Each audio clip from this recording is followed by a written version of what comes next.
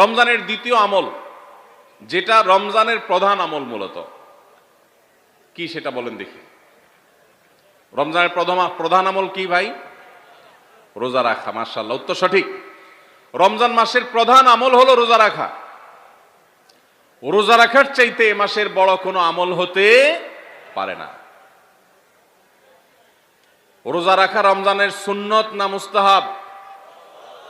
ফরজ।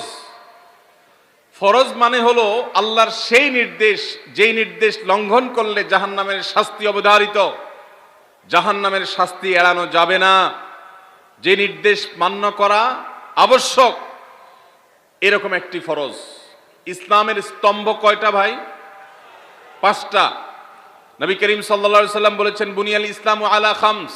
ইসলাম দাঁড়িয়ে আছে 5টি ফাউন্ডেশনের উপরে, 5টি খুঁটির উপরে, 5টি ভিত্তির উপরে। সেই 5টি ভিত্তির 1 নম্বর হলো শাহাদাতি আল্লাহ ইলাহা ইল্লাল্লাহ ওয়া আন্না মুহাম্মাদান রাসূলুল্লাহ। আল্লাহ ছাড়া ইবাদত এবং উপাসনার উপযুক্ত আর কেউ নাই, আর মুহাম্মদ সাল্লাল্লাহু আলাইহি সাল্লাম আল্লাহর পাঠানো রাসূল, এই কথার সাক্ষ্য মুখে দেওয়া, এটা হলো 1 নম্বর স্তম্ভ। স্তম্ভ নম্বর 2 5 ওয়াক্ত নামাজ আদায় করা।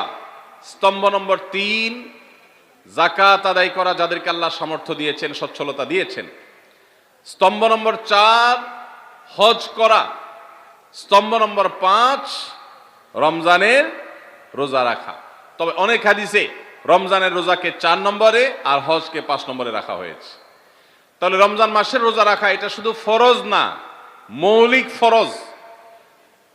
নবী করিম সাল্লাল্লাহু আলাইহি সাল্লাম বলেছেন, যদি কেউ জীবনে একটি রোজাও শরিয়া গ্রাহ্য ওযর ছাড়া কেউ যদি ভঙ্গ করে, রোজা না রাখে, রমজানের পরে যদি সে সারা জীবনও রোজা রাখে, দায় মুক্ত হয়তো হয়ে যাবে, সে কাজা আদায় করেছে, কাফারা আদায় করেছে, দায় মুক্ত হয়তো হয়ে যাবে, কিন্তু রমজানের একটা রোজা রেখে আল্লাহর কাছে যে পরিমাণ মর্যাদার অধিকারী হওয়ার কথা, সারা জীবন রোজা রেখেও রমজানের ওই একটা রোজার ক্ষতিপূরণ করা সম্ভব নয়।